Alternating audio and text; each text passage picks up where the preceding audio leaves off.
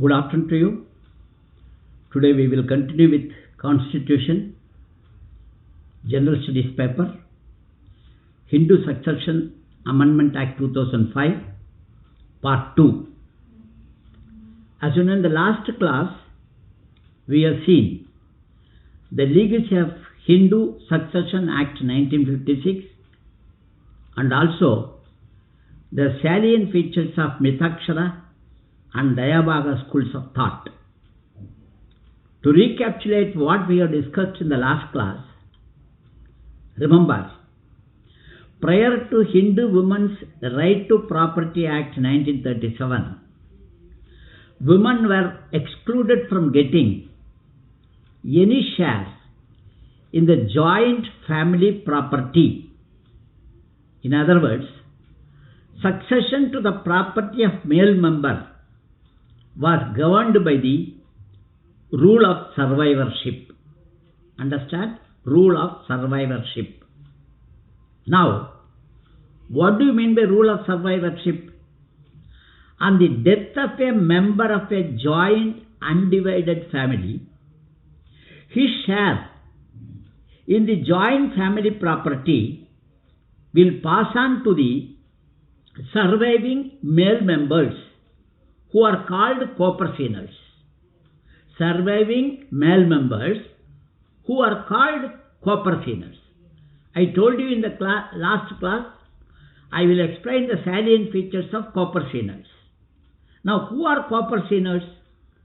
Supposing if a person has sons, grandson, and great-grandsons, all these form a single co-personer with him.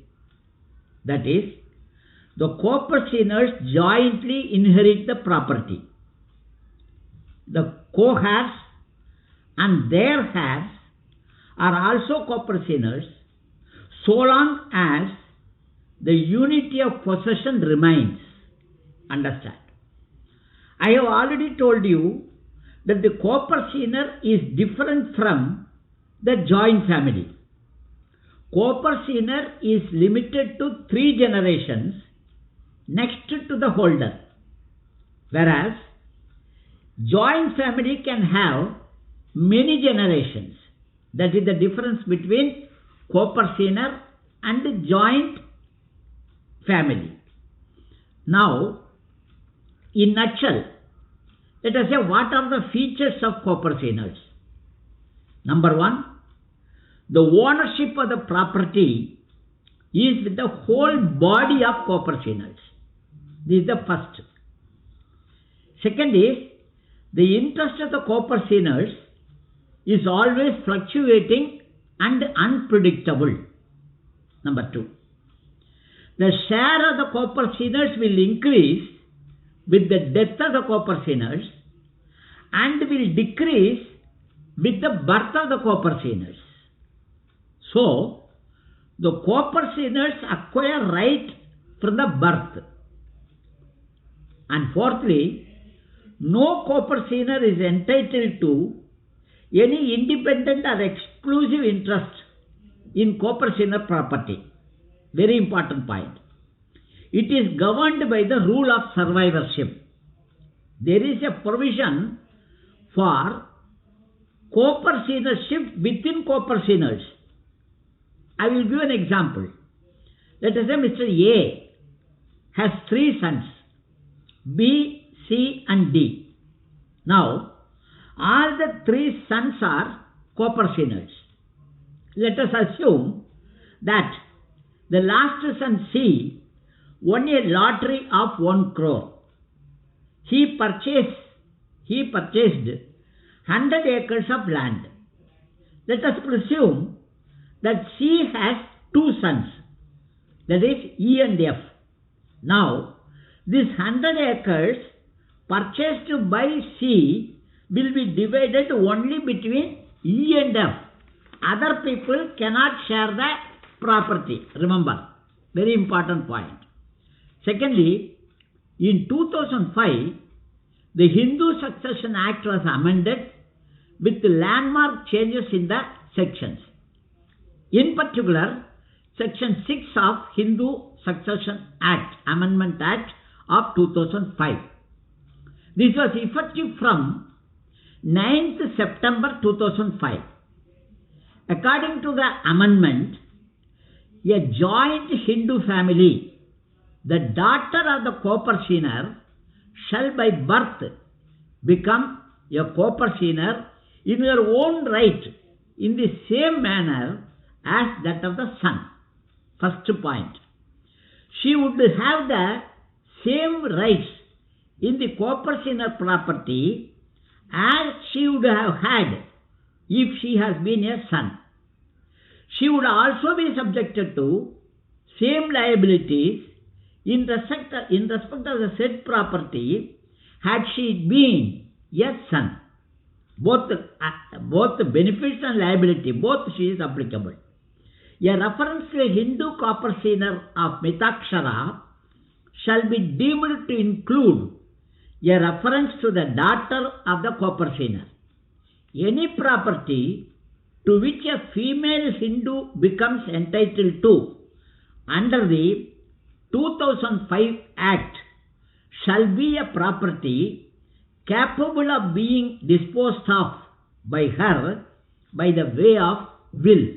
In other words, not only she becomes entitled to the property, but also she has full freedom to give this property to anybody she likes. Number one, very important point. In nutshell, there is no distinction between a son and daughter in so far as the property right in co-purchaser property is concerned. Now, you should understand two more points. Number one, both married and unmarried daughters are also covered under this provision. In other words, there is no distinction of married and unmarried. Now, the daughters cannot claim any right on any property excuse me, which has been alienated or partitioned before 20th December 2004. Remember when this act came into force? 9th September 2005. 20th December 2004. Before this date, if any partition or if any alienation has happened, the daughter will not have any claim. That is, the claim is restricted only from 9/9/2005. Prior to, that is, before 20th December 2004, if there is any partition or if there is any alienation, she cannot have any right over that property which has been partitioned. Very important provision. Now, 2005 Amendment Act abolished the doctrine of survivorship. In its place, the policy of notional partition has been introduced. Now, what do you mean by notional partition? That is, under Hindu Succession Act 1956, if a co-purchaser dies, his share goes to the rest of the surviving co-purchasers. Under 2005 Act, if a co-purchaser dies, we make a partition as if he was alive on the day prior to the date of death, and the partition should be effected and his share is given to his heirs. Remember. So, this is called notional partition, which was introduced in the place of doctrine of survivorship. Now, once the 2005 amendment was enacted, the question arose, what would happen if the father had died before 9th September 2005? That is, the date on which the act came into force. There were conflicting judgments of the Supreme Court. In the Prakash versus Pulavadi of 2016 case, which was decided by the two judges bench of the Supreme Court, held that the father has to be alive on the date of enforcement. That is, on 9th September 2005, father has to be alive. Then only, the subsequent to that only, the daughter can claim the benefit under 2005 Act. So remember, this was the decision given by the Supreme Court in 2006 by 2 judges bench. Now, the second case is Dhanamma versus Amar Singh. This is in 2018. This case also was decided by 2 judges bench of the Supreme Court. But this court, Supreme Court now held that even if father has died before 2005, before 9th September 2005, even then the daughter will get equal share and the daughters have the right by birth. So this is, they said, this two judges bench said the daughter is eligible even though the father has died prior to the date. Now, since there were conflicting judgments, the Supreme Court entertained the case of Vinit Sharma versus Rakesh Sharma. Remember, the third case which was decided is Vinit Sharma versus Rakesh Sharma in August 2020 by 3 judges bench of the Supreme Court. Remember, the first 2 cases were decided by 2 judges bench, and this bench consisted of 3 judges. So that is overruled. So the present decision was given by the 3 judges bench headed by Justice Arun Mishra. This bench has overruled, remember, overruled the earlier decisions and decided that the daughters will have equal right of inheritance irrespective of whether she was born before the date or whether her father was alive or not at the time of amendment of the Act. In fact, the provisions of 2005 Act will have retrospective effect. Remember, retrospective effect. The Supreme Court also ordered that several matters which are pending in the lower courts due to this judgment should be disposed of within 6 months. The gist is very simple. Since the right to coparcenage of the daughters is by birth, it is not necessary that the father should be living on 9th September 2005. Remember, this is the final. Now, remember a few terms which are available in the Amendment Act of 2005. Now, what do you mean by intestate? Intestate means a person dying without leaving a will. So, without leaving a will, if he dies, it is called intestate. Now, secondly, what do you mean by testamentary? Testamentary means a person dying after giving the will. If there is a will, it is called testamentary. Remember. So, first is what is called intestate.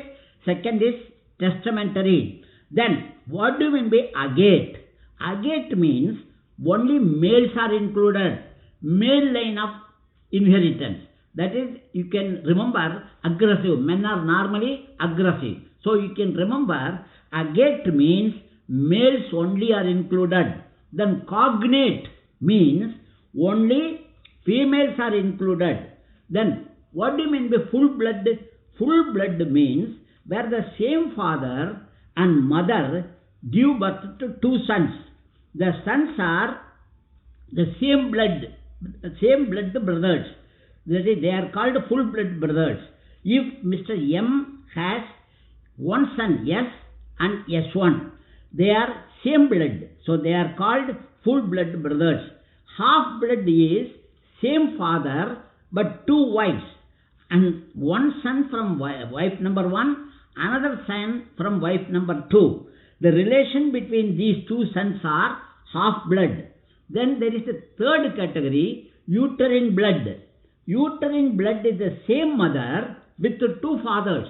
1 woman having 2 husbands. So, same mother with 2 fathers, 1 son from father number 1, another son from father number 2. The relations between the 2 are called uterine brothers. So, Hindu Succession Amendment Act 2005 we have completed. If there is any question regarding this, the comment, you can put it in the comment section so that I will explain this in the next class. Thank you.